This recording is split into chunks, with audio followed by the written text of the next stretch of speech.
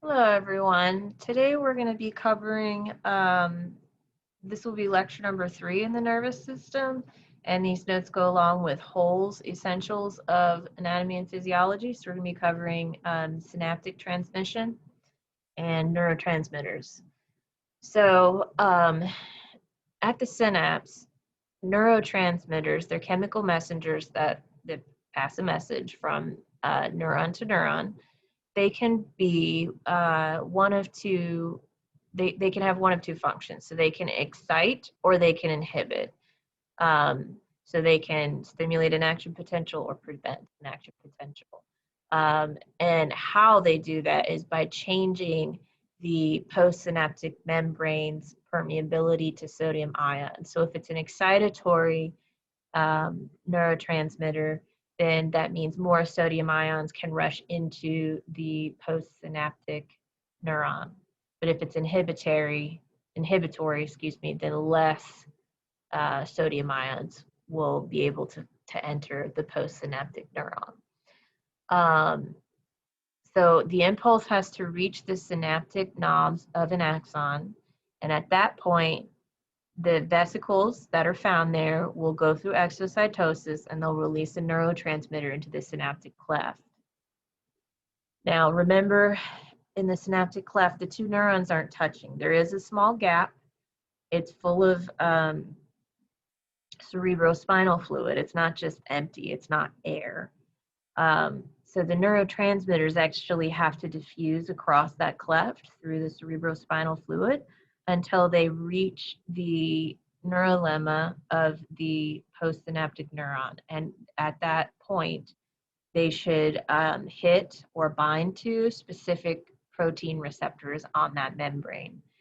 Now, each neuron, they're not necessarily connected to only one other neuron. Some are, but many of them, they're multipolar, so they're actually connected to many different presynaptic neurons.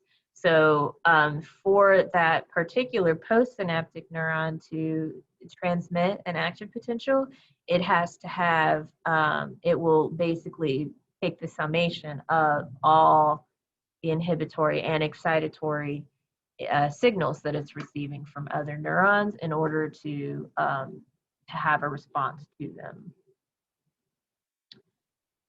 So there are more than 100 neurotransmitters produced by our nervous system. This is a lot. It's a little bit complicated trying to figure out the exact language that the neurons in the brain use to speak with one another. Different regions of the brain are specialized for different functions. So it is complicated and it takes a lot of research, and also we cannot ethically just open up human brains and start asking them how it feels when we change neurotransmitter concentrations. So a lot of this research has to be done on those who have a brain injury already and they're receiving surgeries and give permission to be studied, deceased patients, and then a lot of animal models. We are seeing a little bit of progress with using stem cells to make neurons in a petri dish and then growing little, baby neural networks to try to decode this as well. But most of these neurotransmitters are synthesized in the synaptic knob. So that means there are mitochondria in the synaptic knob to make ATP, and then there's ribosomes there to be making, not just ribosomes, but there's organelles available there to make these neurotransmitters, and they get stored in synaptic vesicles. So some examples, we've already talked about acetylcholine in the last chapter on muscles. We have biogenic amines, there's different amino acids, and more than 50 neuropeptides, so because they have a protein base. Acetylcholine is one you do need to know by name. It is excitatory, and it's used at the neuromuscular junction. So that's how neurons tell basically a muscle fiber to contract. You also need to know epinephrine by name. It's another excitatory neurotransmitter, It can also be called adrenaline. And then two inhibitory neurotransmitters are what we call GABA and then glycine. And GABA is not the chemical formula for it, it's an acronym. So here is a chart of many well, maybe not many, but several neurotransmitters and their actions for you to look over. This can also be found in your textbook. And you may have heard of some of these before, especially if you've had a psychology class. So norepinephrine, it's the opposite of epinephrine, so it calms everything down. You may have also heard of dopamine, the feel-good neurotransmitter, serotonin, histamine. You've probably heard of that just from watching TV commercials for antihistamines, you know, allergy pills basically to take, and so on and so forth. So after the action potential has been started, so we're talking about in the presynaptic neuron. So the action potential started and it propagated all the way down to the synaptic knob. Well, at that point, there's no more membrane for it to travel down, like it's reached the end of that cell. So what happens at the end of an action potential is the action potential causes a conformational change, a shape change in membrane proteins that are calcium transport proteins. So that those will open and that allows calcium ions from outside of the cell to rush into the cell. And calcium has a +2 charge. So that changes the membrane potential again, and it changes the electrochemical gradient. So in response to calcium, which is a really common cell signaling ion, the synaptic vesicles, that triggers them to go through exocytosis. So they fuse with the membrane, the plasma membrane, and they'll eject their contents into the synaptic cleft. The neurotransmitters, it doesn't matter which one it is, they all work the same way, but they'll diffuse across the synaptic cleft. And then there they will bind to specific receptors on the postsynaptic neurons membrane. And then that transmits a new impulse into the postsynaptic cell. Now, each neurotransmitter is not the same. It hits a different specific protein receptor on that postsynaptic neurons membrane. So a GABA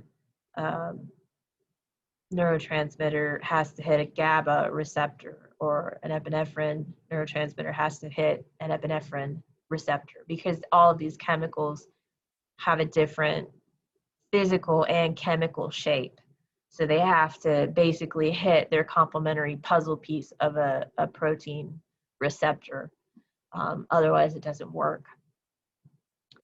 Now, there are special enzymes, and again, these are specific to each neurotransmitter, but these enzymes are in the synaptic cleft, and what they will do is decompose the neurotransmitters, basically break them down chemically, after the neurotransmitters have diffused and triggered the postsynaptic neuron. So, for example, like we learned in the last chapter, there's acetylcholine esterase, ACE, because it's an enzyme, and it's an enzyme that breaks down acetylcholine.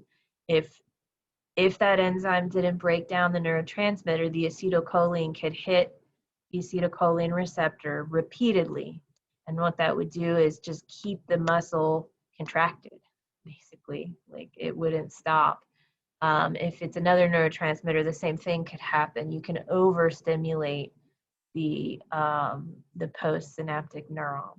So these enzymes are vital to making sure that the impulse doesn't continue to stimulate that neuron. And then there are some neurotransmitters that will get reused. They go back to they diffuse back to the presynaptic neuron, and they get taken up by other protein channels. They get taken up and reused, but not all. And so here are the events. in order. This is also in your textbook. And then here's a picture kind of showing. So the whatever the neurotransmitter is will come out and diffuse into the synaptic cleft, and then it will hit its appropriate receptor on the other side. Now, you will be doing a web quest this week on neurobiology and also drugs and how those affect neuron function. And there's all different kinds, but basically drugs interfere with this process. So some drugs mimic a neurotransmitter that we have in shape, and they're just enough like it that they can trigger the receptor here on the postsynaptic neurotransmitter, but they're just different enough that maybe they don't get broken down by the enzyme, so they can overstimulate these receptors. So there are methods that the cells, your body can use to kind of combat that, and one way is to actually take away some of these receptors. So this actually leads to tolerance to a drug. The drug, it floods the synaptic cleft with so many neurotransmitter mimics that the postsynaptic neurons overstimulated. So over time, as you use this drug, the neurons in your brain are actually going to take away some of these receptors. They don't need as many receptors if they're constantly being stimulated. But what that means is for the person on that particular drug, say it's heroin, for example, that means that now if there is no heroin present, their regular neurotransmitters are not enough to properly stimulate their postsynaptic neurons. Like they actually become dependent upon the drug because they're tolerant to it. So without the drug in their system, they don't function normally, like they don't feel normal. So withdrawal from a drug is actually a physical medical process like that you go through. It takes a while. It can be gotten through.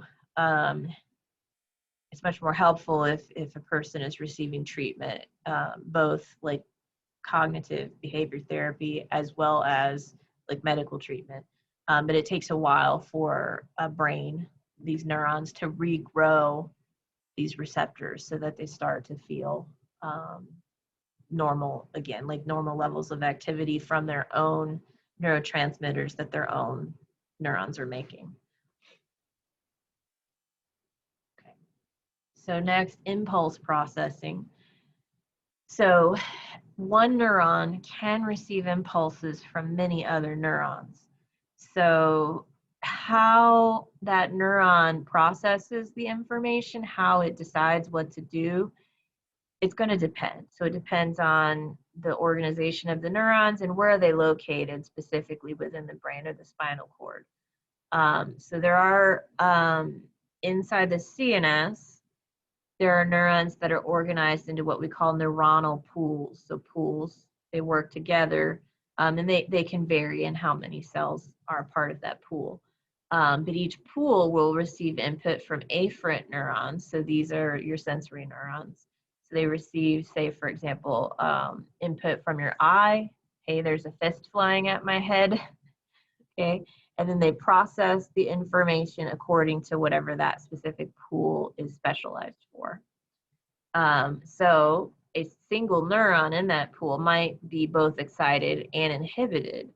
So it just depends. So if overall the total signals that one neuron receives, if more are excitatory, no, sorry, I started a different thought. If more are excitatory, then the overall result will be an excitatory impulse is passed on, and the same for inhibitory. However, there's a threshold level. So even if there's more excitatory input, if it doesn't reach the threshold level, no impulse is going to be sent. Kind of like if you flip a light switch, if you don't hit it hard enough, the light will stay off. But if you have more excitatory input, then the nerve impulse is going to occur. So then we have these three terms here you need to know. So we have facilitation. So this is when an increase in the release of neurotransmitter in response to one impulse, which occurs in an excitatory presynaptic neuron upon repeated stimulation. So over time, say you're practicing a musical piece on your instrument. Over time, the presynaptic neuron is going to make more and more neurotransmitters and release them. So the message can be passed more strongly and more quickly. This is part of learning, whether it's muscle memory or like you're practicing like your Spanish verb conjugations, okay? Like literally what you're doing is making more neurotransmitters and storing them up so they can be released faster. You also have convergence. So this is when you have nerve impulses that get transmitted to a single neuron within that pool. So one neuron can receive the signal from more than one other neuron. So like there's more than one presynaptic neuron, and then those can get summed up to a greater total in the postsynaptic neuron. And then divergence is the transmission of nerve impulses from a neuron in a pool to several output fibers. So that can amplify an impulse. And here's a diagram to kind of show you convergence or divergence. So convergent, you have more than one presynaptic neuron that, so their signals can add up to a greater sum in the postsynaptic neuron, or you can have divergence where you only have one presynaptic neuron that diverges, okay? So it goes to more than one postsynaptic neuron. So in the first case, this might be used, say if you hear a sound, so you're getting input from your left and your right ear, and so we can actually use that difference in when the sound hits each ear to kind of triangulate where the direction the sound is coming from. So if you have, sensory input from one side and from the other side, they can be summed up here. And we're going to stop here. So this is the end of the nervous system lecture 3. And in the next lecture, we'll be talking about types of nerves and nerve anatomy.